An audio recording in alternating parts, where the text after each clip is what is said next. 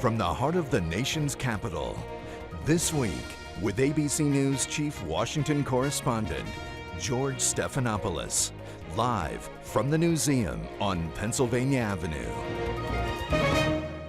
Hello again. It was another whirlwind week abroad for the president and the whole Obama family. Touchdown in Washington early this morning for what may be the most momentous month of the year on Capitol Hill. Confirmation hearings for Judge Sotomayor begin tomorrow.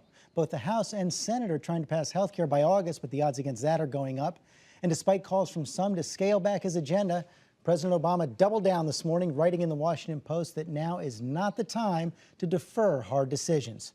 Here to debate all that's coming up, the two Senate leaders in charge of counting the votes, Democrat Dick Durbin and Republican Jon Kyl. Welcome both back to This Week. And Senator Durbin, let me begin with you on the issue that probably most directly affects most Americans, that's health care. Your counterparts, the House Democrats, are coming forward with a piece of legislation that includes a $550 billion tax increase, with a surtax about 1% that starts for individuals earning about $250,000 a year, climbing to 3% for individuals earning $1 million a year or more. Can Senate Democrats sign on to that? I think we're going to have a different approach.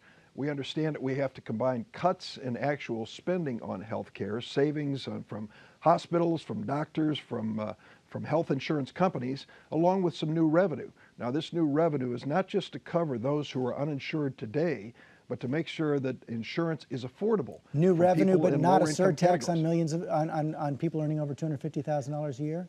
The Senate Finance Committee is considering a lot of different options. I don't want to preclude or select any option at this point. But I think what we need to do is to make sure that at the end of the day, we have real health care reform. The American people are committed to change, George. There's resistance, of course, among some Republicans in the Senate, but this has been a good week. A number of Republican senators came forward, met with Senator Harry Reid, continue to meet with Senator Baucus. I think we're starting the kind of bipartisan dialogue that's going to work. I want to ask Senator Kyl about that bipartisan dialogue, but first, on this tax increases. No. Absolutely not. No, here's the problem. We're in a recession. We know that between 75 and 80% of the jobs created in the country are created by small business. At least 55% of the income that would be generated by this surtax directly hits the entrepreneurs who run these small businesses. It would be a job killer. It would be exactly the wrong thing to do anytime, but especially when we're in the middle of a recession. How about these bipartisan negotiations? Senator Charles Grassley, your ranking member on the Finance Committee, which you are also a member of, has been negotiating with Senator Baucus and others. He met with Harry Reid, as Senator Durbin just said. But I've been told that you've had some very tough conversations with Senator Grassley and that you've warned him against giving away too much to the Democrats. Is that true? Well, no, I haven't warned him about anything, but it is true that we've had a lot of discussions internally in our Republican conference, and that Senators Hatch and Grassley and Enzi and Olympia Snowe, who did meet with that bipartisan group, I think sent a very strong message. No on these taxes, no on the kind of mandates that the Democrats are talking about, including a government-run insurance company. So while Republicans, George, could I just make one quick point? Republicans are very committed to reform, but we do not like the ideas of spending and taxing and creation of more deficit in order to achieve these results. Well, but Senator Grassley has talked about other tax increases, not taxing taking away the exclusion for health insurance plans right now. He's also talked about a public insurance plan based on the idea of cooperatives. On those issues, does he speak for the Republican conference? No, and I certainly disagree with any kind of government-run plan. I don't think it's fair to say that Senator Grassley has supported any of these tax proposals. He's been very wary of the tax proposals. Think about this. If you have a catastrophic health event in your life, you can take, if it represents more than 7.5% of your gross adjusted income for income tax purposes, you can take a deduction on that. They're asking to raise this up to 10%.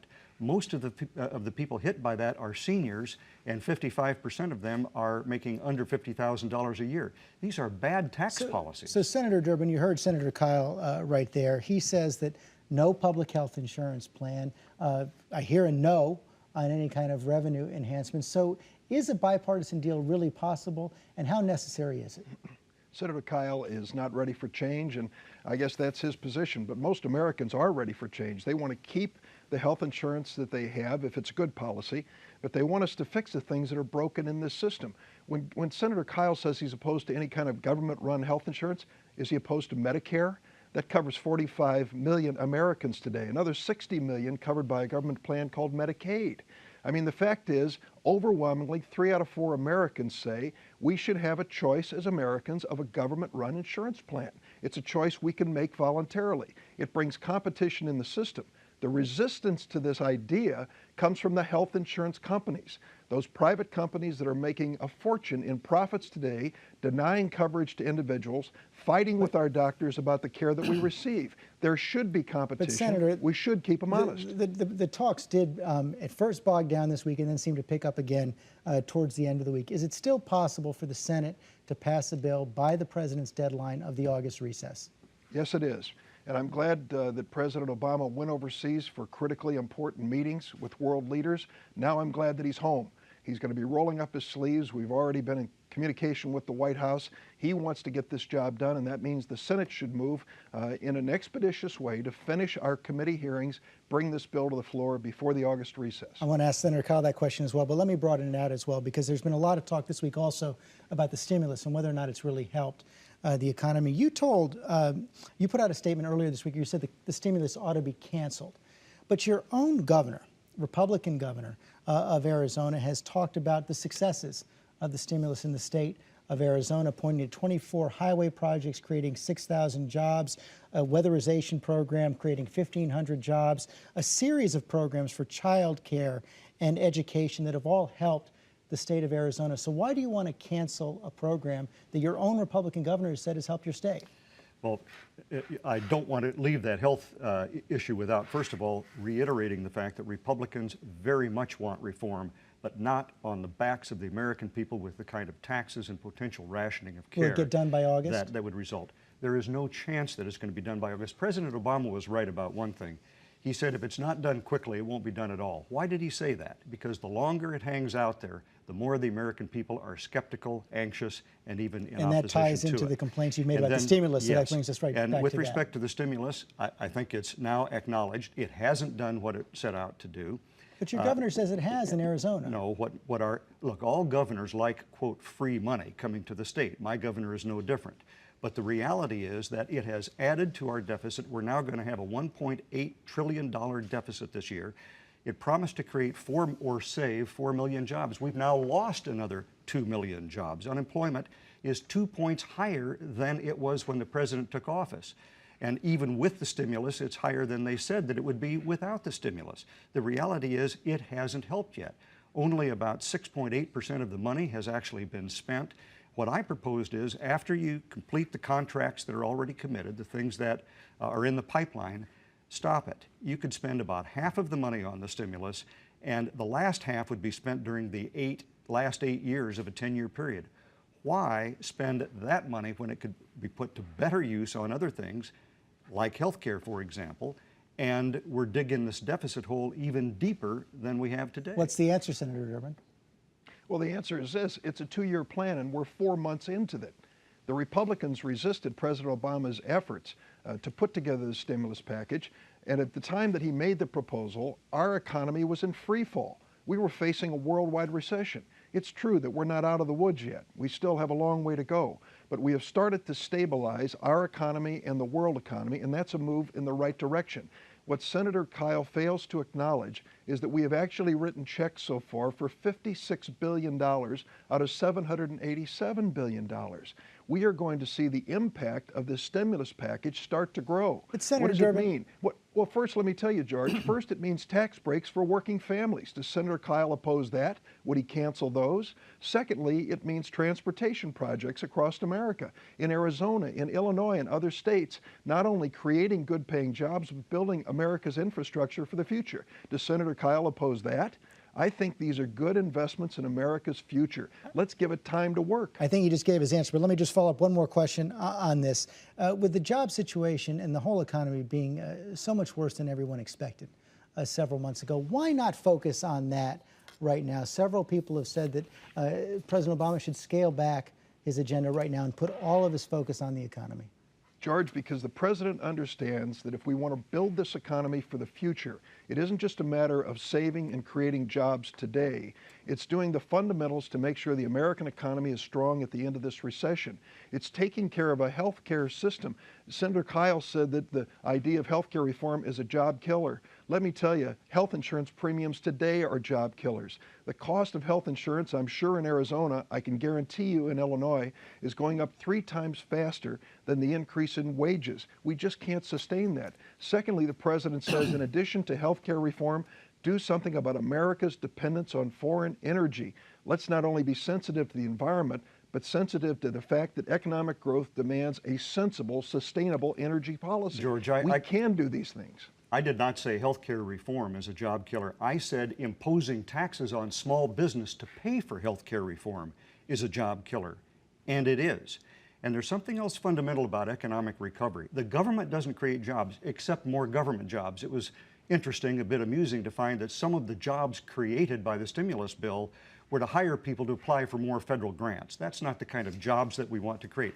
The private sector creates jobs, and you don't support the private sector creating jobs by imposing more taxes on it. Let me switch subjects here because there's a pretty startling allegation in this morning's New York Times. The headline is Cheney is linked to concealment of CIA project, and both you gentlemen have served in the past on the Intelligence Committee. According to this article, the Central Intelligence Information Agency at the beginning of this decade for 8 years withheld information on a secret counterterror program at the direct orders of the vice president. This is according to 2 people with direct knowledge of the matter. They say that Leon Panetta told the intelligence committees that. Senator Durbin, do you think this has to be investigated? Absolutely it does. Let me tell you, we have a system of checks and balances. There is accountability in our Constitution. The executive branch of government cannot create programs like these programs and keep Congress in the dark. There is a requirement for disclosure. It has to be done in an appropriate way so it doesn't jeopardize our national security. But to have a massive program that is concealed from the leaders in Congress is not only inappropriate, it could be illegal. So you want the Intelligence Committee to look into this? Absolutely. Senator Kyle? I believe they are. And in any event, Leon Panetta, the CIA director, has come forth with information. He said the CIA doesn't mislead the public, and specifically in response to House Democrat allegations that the CIA had misled, he said that's not true.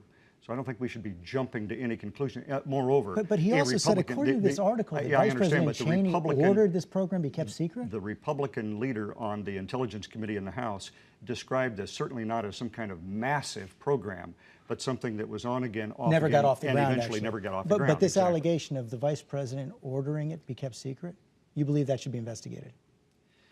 Look, the President and the Vice President are the 2 people who have responsibility ultimately for the national security of the country. It is not out of the ordinary for the Vice President to be involved in an issue like this. But to order it be kept secret?